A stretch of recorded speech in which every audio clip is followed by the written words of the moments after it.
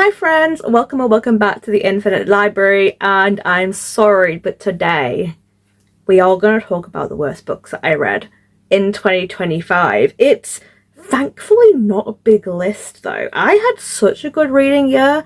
I had so many 5 stars. I found so many new books that I love. And I feel like even like a lot of the books that I read that maybe I didn't like super enjoy, I still didn't have the worst time with them, and they were like fine for a one and done kind of read. So I'm really not going to be as negative as I could have been. However, we do still have some bad books I read, and let me tell you, they are stinkers. These could also be considered the most disappointing books I read, to be honest. Some of these books are very much a victim of me having high expectations for them, unfortunately. And so, yeah, didn't really end up just working for me. So, I guess without further ado, let's go through these. I don't have them in any sort of order whatsoever. I haven't ranked these, but they're all books that I would probably have given a 2-star, a 1-star. In fact, no, I didn't give any 1-stars out, I think, this year, but I consider these all 2 stars, maybe a low 3 if I'm trying to be objective and I still think like the writing is decent or I can see what it was trying to do.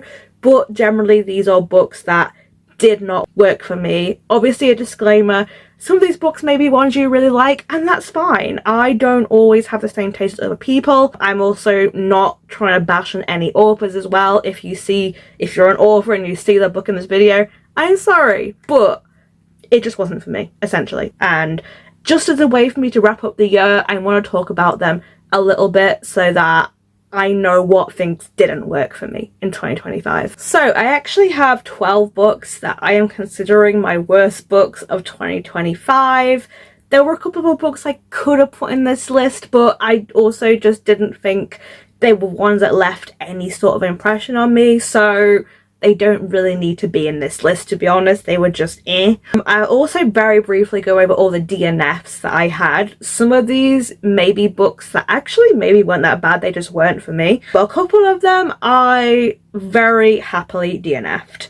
So let's go through those ones first. Of the books I DNF'd this year, we had The Way of Shadows, which I think was in the first episode of Treasure or Trash by Brent Weeks. This went into child rape, essentially. Wasn't for me. Felt like it was being dark for the sake of being dark. No, that was a hard line for me. I DNF'd it. Cruel is the Light was actually something I got an arc for, and I just didn't really like this one. I found it kind of boring. I couldn't get into it. I really didn't like the writing. The writing felt really clumsy to me. It could have been one that picked up, but I just didn't care enough to carry on, so I DNF'd it quite early in. Homegrown Magic by Jamie Patton I also DNF, one I'm very sad about, but I just couldn't get into it. I really didn't like the romance relationship between these two, and it's a cottagecore cozy fantasy romance, and I feel like if you don't like the romance, you're kind of stuffed. So I DNF is quite far in as well. I think like after the first smut scene I DNF'd, because that was like the clincher for me of I just do not like this book. Other books I DNF. Feybound by Sarah L. Arifi. I'm not talking about all the DNFs, by the way, because some of them are ones that I just don't have much to say about, so I'm not going to list every single DNF. But yeah, Feybound by Sarah L. Arifi was one that I got quite far in as well. I got like 2/3 of the way in, and I just found the writing to be kind of clumsy, and I just didn't care. So yeah, one I dropped, unfortunately. I just didn't care enough to carry it on. I also dropped quite far in the Cassandra Core book, where she wrote about Laudna from Critical Role's The Mighty Nine, and that was for me purely the story, not the writing. I really liked the writing, but the book started to get really repetitive, and I knew where the story was going, and I just didn't care. I feel like the author was probably hampered by the fact that they were given a specific storyline they had to hit all the points for, and it just didn't work, unfortunately. So that was a sad DNF. Daughter of Chaos was another sad DNF. This was an adult romantasy that I picked up that was a Greek story, and I really quite liked the first part of this, and then the tone kind of got weirdly dark and I think I also just lost interest in this one. So one that I passed on. Here on the Offbeat by Becky Abatali, I purposely reread Simon versus the Homo sapiens agenda so I could finally get to this book on my TBR, and I still really enjoy Simon versus the Homo sapiens agenda. However, I despise Leah with a passion. So I got like a couple of chapters into Leah on the Offbeat, just didn't care, dropped it. Also, the only time I've ever DNF'd a book club book was sadly with Snowblooded. One that on paper should have really worked for me. I just found it really boring. I just didn't care, and I was also going through some stuff at the time, and I could have forced myself to carry on and finish this book, but I just didn't want to. So yeah, I DNF'd it. It wasn't even what I would call bad. I just found it boring. No one in my book club liked this book, by the way. Everyone hated it. So there we go. Other DNFs. I tried A Fake Inked in Blood. This was, I think, when I was trying to read from the romantasy category, and also another one that I just didn't care. I don't think Viking stuff is for me, unfortunately. I just don't care about Viking stuff. So I think that was really the culprit of it. Unfortunately, I would definitely try this author again. I just don't think the Viking thing was my cup of tea. And I was just very bored. I also DNF very quickly the Pumpkin Spice Cafe. I tried to read this because the series looks so cute, and I honestly was just really feeling a cozy, small town, sweet sort of book. But it was the most cringiest thing I've ever read, and I just could not carry on. Everything was not good about this. So that was a very swift DNF from me. I think I got to like the town meeting or something, and it was very clearly setting up all the characters with other characters, and yeah, I just hated it. Not for me. Arcana Academy by Elise Cover. Actually one I'm gonna say is a soft DNF. I may go back to this one. I had an arc for this, and it's very long, and unfortunately I just wasn't invested. So I may return to this book, but I also don't know if people have been loving it either, so I may check some reviews first to see if it's worth my time, because this book is a chonker. Belladonna, also sadly by Adeline Grace, just wasn't for me. Nothing wrong with it, I just wasn't vibing. Same, unfortunately, with The Hunting Moon by Susan Dennard. I really enjoyed the first book in this series, whose name I've forgotten. It's the Luminous Dead trilogy, and I had all 3 books, and I really loved the first book, and then unfortunately when I got to the second book, I realised I didn't care about the characters, and that kind of killed it for me. Another book I really sadly DNF'd because I really wanted to like this book, and I still want to read more stuff by this author because they are a queer author based in Manchester, and their stories sound so good. I really wanted to like this, but it is The Knowing by Emma Hines. For me, this was a trigger issue, unfortunately. This is set in like a Victorian era kind of thing, and there was a lot of sexual assault stuff going on, and I was just really uncomfortable. That, unfortunately, is something that I am not always able to deal with, depending on how it's done, and it was very heavy, and the book just felt very oppressive to me. So maybe one I could go back to with a better mindset, but I honestly just think it was too heavy of a read for me. But I may still try stuff out by the author, because I liked the writing and I liked the characters. I just couldn't deal with the content in the story. Similarly, Tomorrow and Tomorrow and Tomorrow, I DNF'd this one also. I read a few chapters in, thought it was okay, but I wasn't really invested in getting into it.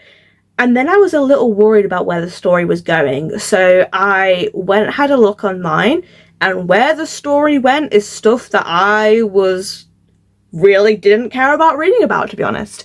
So yeah, I DNF. It was just not a book for me. I'm not really a literary fiction kind of person, but some of the themes and the relationship stuff that was happening in this book was very toxic, and that just isn't my bag, unfortunately. Also, an honourable mention here, because I forgot I read this book this year. I finally read Emily Henry for the first time with Happy Place, and that belongs in this list for me. I hated every single character in this book, apart from maybe the lesbian girlfriend who wasn't originally part of the friendship group.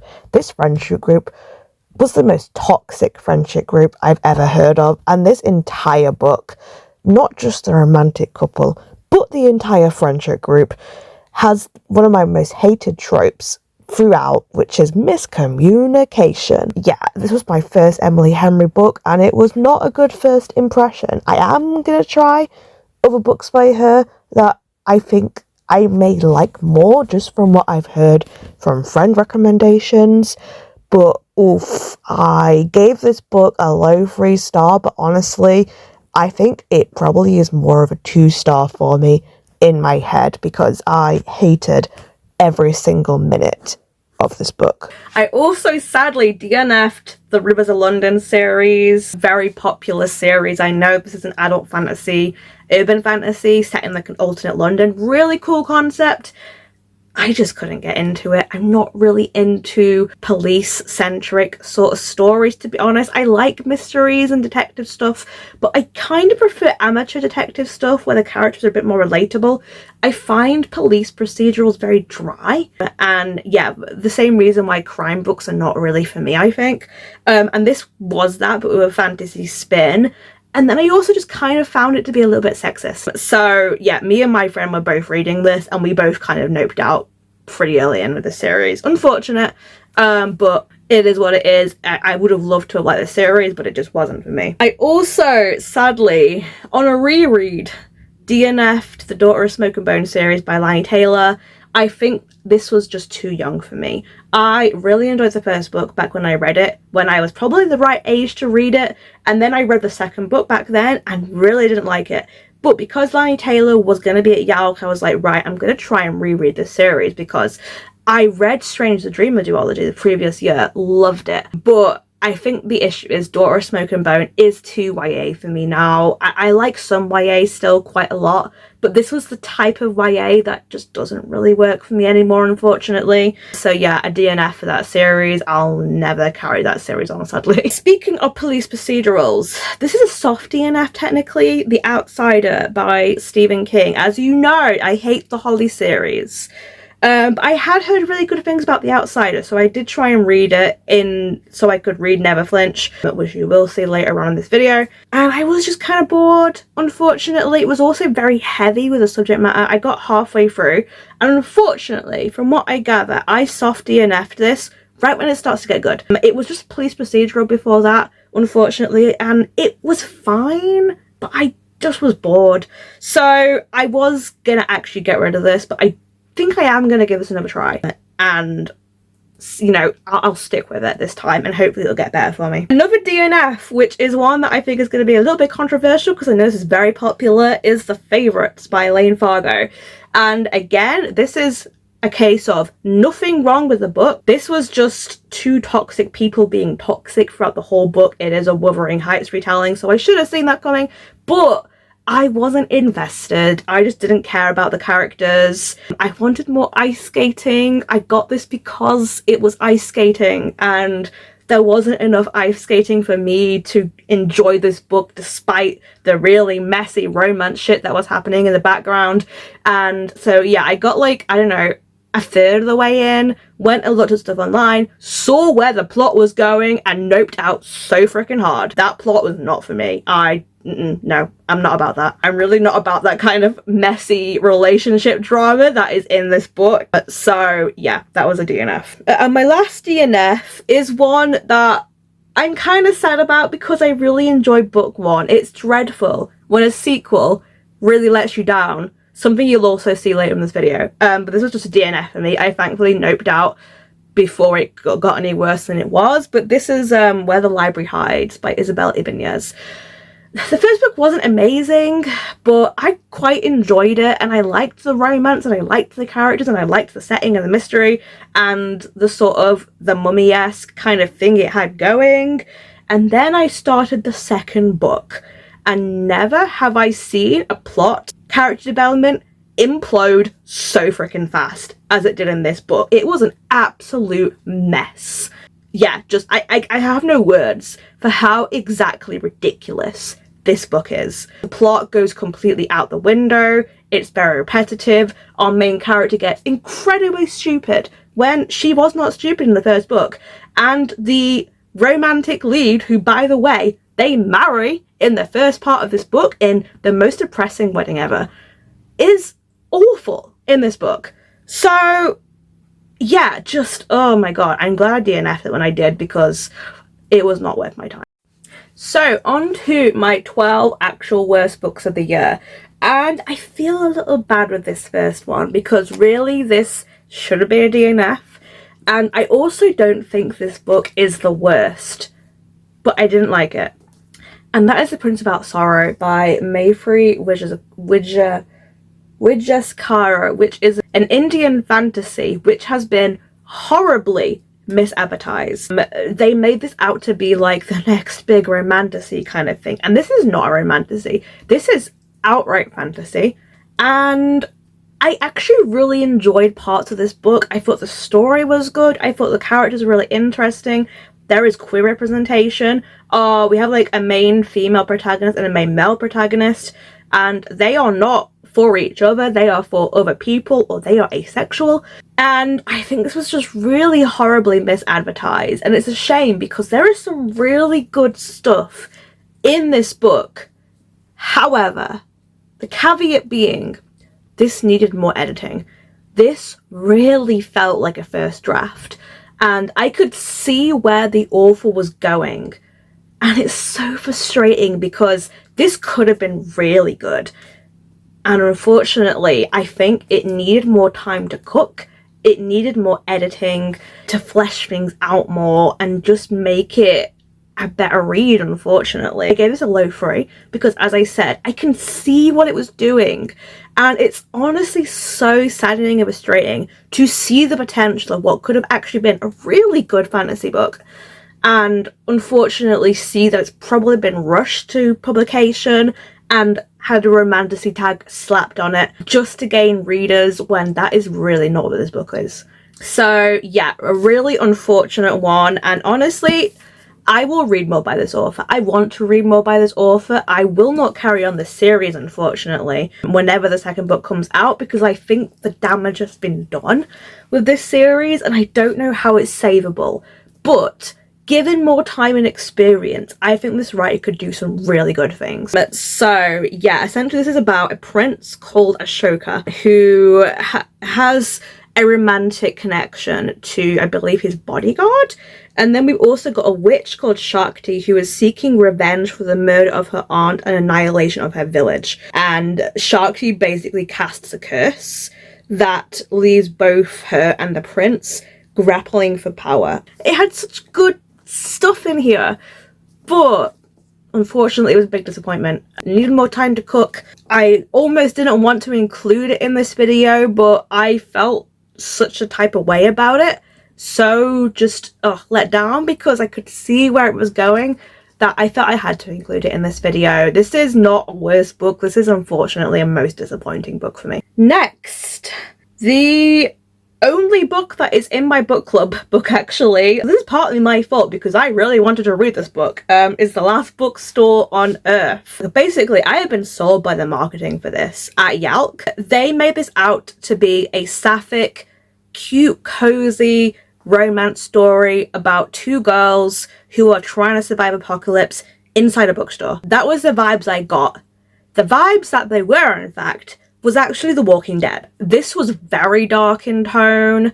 The romance was still good between the characters, but this was, again, the thing I don't like about The Walking Dead, and I do like The Walking Dead, I will say, but the thing that I don't always like about these types of books that are kind of, there's a big menace out there, and apocalypse and all that kind of thing, and it ends up that the story is less about the survival and finding hopeful meaning, which is what I like in these type of books, and it ends up more about people just being messy with each other and trying to kill each other because they trying to get what everyone else has. And I've just seen that done so many times before, and it wasn't the vibe for this book. The book was tonally so much darker than I thought it was going to be, and I didn't hate how dark the tone got. I really appreciated seeing some of the elements of what happened to the apocalypse, why our main protagonist is so afraid to leave this bookstore, and it makes total sense, and why she's pushed people away. But this book very quickly just turned into a fight for the bookstore and these people who I don't even remember who got involved and were trying to wreck them and get the bookstore for themselves, and that was just the whole story, and it was just very disappointing. So yeah, basically this book just wasn't what I wanted it to be, and I hated what it was. In at number 11, sadly, one of the books I read for the Goodreads Horror Award, which wasn't actually in the Goodreads Horror Award, it was one of the books that didn't make it in. And this is a difficult one because I didn't hate this book either, but I also just don't think there was a lot to like about it. And it was also one that I was really highly anticipating the author, because it's by Agostina Basterica, who wrote Tender is the Flesh. And this is her new book. This is their book, The Unworthy, which had such a cool setting. It's like this dystopian future where this like congregation has formed and everything is trying to kill them outside, and there's this like weird hierarchy inside the religion essentially, and there is also a sapphic story going through this and a lot of body horror and stuff. But I just didn't like it. I really hated the main character. She got a little bit better as it went on, thankfully, but I just didn't think this was very well done, unfortunately. Very much like a really could have been good kind of thing, just didn't work for me. I also really didn't like how the ending went. Unfortunately, we did go down like a trigger sort of territory for me again, which really put me off it. And I also just don't think there was enough substance in this book. I don't think the characters were developed enough, and this was a short book, so I do understand how hard that was, but it was probably not the worst book I read for the Horror Goodreads Awards, because that's coming, but the most disappointing, I would say, because I could see how it could have been good and it just didn't really work for me. Next, this is probably going to get some hate. I finally read We Were Liars, which was a very popular YA book back in the day that completely passed me by. It recently got the TV show, so everyone was going crazy about it again. And I gather it was a very loved book. I hated it. I gave this like a 2-star. I thought it was really silly. I saw what was coming so far in, and I just kind of hated everyone in it, unfortunately. Yeah, this is very much a case, I think, if I had read this when I was the right age to read it, I probably would have loved it, and it would have been like, blew my mind, thought it was great, but having read many thrillers at this point and seen this story done before, I don't think it was done particularly well or sensitively, because this is an older YA book and we know that they weren't particularly PC at the time. And yeah, I just really didn't like it, and I did not see what all the fuss was about. But I do think that if it had been like one of the very first thrillers I'd ever read as a teenager, I would have loved it. Can totally see that, but as an adult who has read many stories, many twists, these kind of stories I've seen before, it was just a bad example of it. Another one, and unfortunately, another horror. There is more horror on this list than I would like there to be. But on the flip side, I also read some really good horror this year. But this one is one I took with me to a reading retreat, and it's actually a booktuber's favourite, and that is The Haar. This just didn't work for me. I think I gave this either a high 2 or a low 3. It's definitely not the worst on this list, don't get me wrong. But I think this type of horror is also maybe not for me. I realised when I was reading it. I was just kind of bored for a lot of it. I did like the relationship between the main character and the entity. I thought that was really well done. I did really like our main protagonist. I thought she was great. Everything else I really didn't like. I hated the central focus of the book on victimization of elderly people. That was the prominent theme, and there is incredibly graphic, gratuitous violence throughout this book, and I just thought it was too much. Basically, I'm probably just not an extreme horror fan, but I found it to be over-the-top violence to the point where I couldn't take it seriously. And also, when it was happening to the elder people, I just really didn't like them. And unfortunately, there was some extremely violent acts done to the older people in this book, and it just really sat wrong with me. So yeah, that was a book that really didn't work, unfortunately. It's a shame because I know it's a lot of people's favorites. They really like it, and I can see the elements of why people like it, but it just kind of crossed a bar for me, unfortunately, in terms of how much they victimize the elderly people. Next, this is an interesting one because it's a thriller, and I've been watching the TV series for this, which I've really been enjoying, and that TV series is Killing Eve. I am only going to watch the first 2 seasons of it because I've heard it after that, but really been enjoying the TV series, so I thought I'd pick up the book because it's a whole book series by someone called Luke Jennings. The first book is called Codename Villanelle. And oh my god, was this a book about a white man writing women. Truly, this was awful. It had some of the same plot beats as a TV show, but I have never seen a more by-the-numbers thriller ever, to be honest. And yeah, the way he wrote the characters was dreadful. This is a whole series. I'm genuinely curious if people like this series and why. Please tell me, because it did not work for me. I really hated the writing in this book. So that was a big note for me. I will stay with the TV show. Thank you very much. Next is one that I read for the hardest reading challenge you'll ever do. So I should have seen this low rating coming because I actually read it with a prompt of reading the 5 books on my TBR that have the lowest Goodreads rating. But only one of them made this list though. The other one I DNF'd.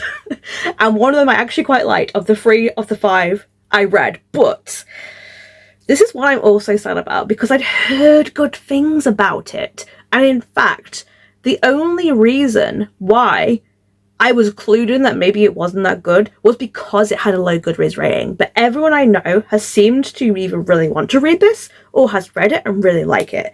And it's also a shame because this is like a non-fiction, like a memoir of sorts, and I kind of hate to rate memoirs because how do you rate someone's life? You're really only rating how their story has been executed in a narrative format, which is very much what this book is. So this is I Want to Die But I Want to Eat Tteokbokki, and essentially this book is very short. I thankfully got through it very fast, but it is just a bunch of snippets of this main character who struggles a lot with various social things, anxiety, that kind of thing, and it's her conversations with her therapist that she has recorded and essentially just transcribed. And if that sounds lazy to you, it kind of was. It also, I think, was incredibly lacking in terms of any real analysis of the protagonist thinking about what they were talking about in the therapy sessions. We saw no like continuity between, did she do things differently between sessions? Did she think about stuff? What changed?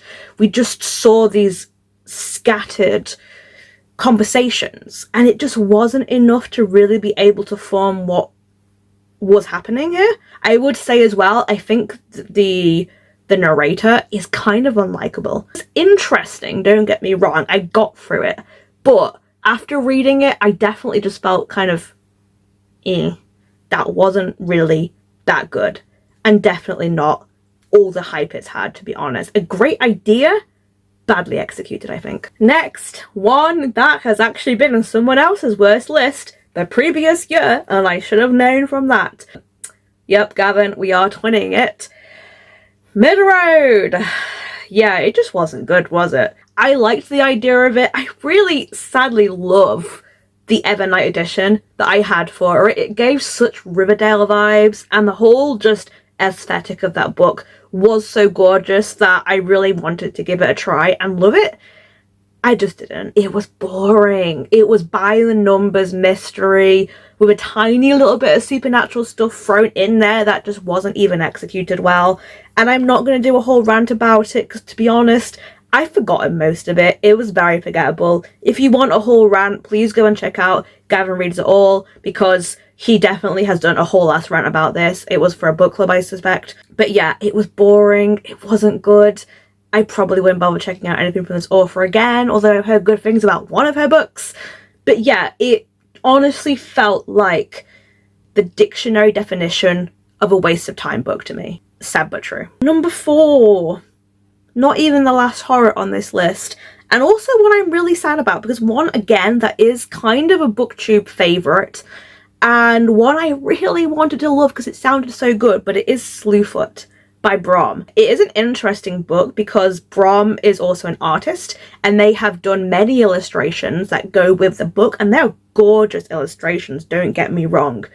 However, I didn't really like the book. I thought it had some good ideas, and I did like the characters. I will say that for it, but I didn't really enjoy the plot that much. I found it a little bit too meandering and dull, and whilst I think I liked the ending, from what I remember, I did actually have this in a video because I read this for Summerween, so I have a whole like thing in that video if you want to hear more about it. Also Murder Rose in that video. A lot of stinkers in that video. Unfortunately, it just didn't work for me, and no one is more sad about it than I am because I wanted to love this book so much. But again, it also, I think, fell into some of the traps of man writing a woman and not doing the best job of it, over sexualizing her, that kind of thing. Raging at the end was really fun, but it took a long time to really get going, I think, and it didn't work for me.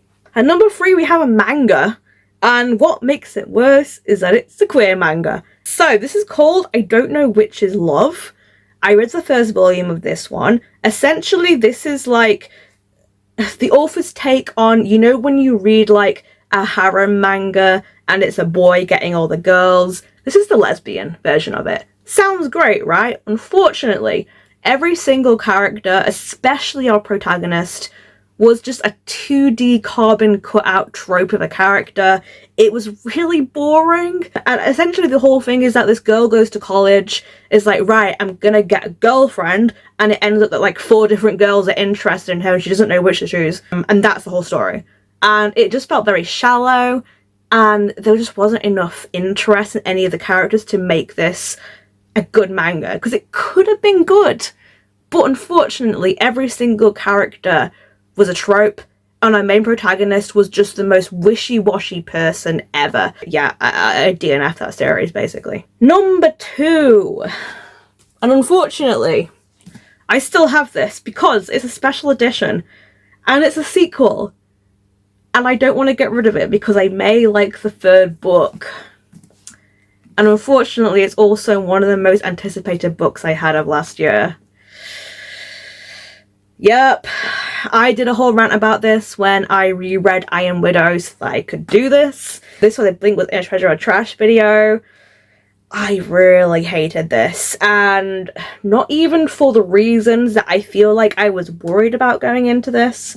So, in the first book, I'm not going to go into too much in the plot and the spoilers, but I need to just give you a little bit of saying. So essentially, our main character Zetian has come to power through rage and killing people and all this kind of thing. She's really badass, and I really liked her. And she ends up in this really cute throuple with a pilot and this noble guy who she's always kind of loved, and he loves her. And they all love each other, and it was great, and it was really fun, revolutionary.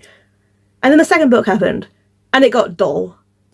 And another guy is involved who, honestly, I was fine with that relationship. That was what I was worried about going into this book, was like, oh, another guy's been introduced and he's gonna break up the throuple.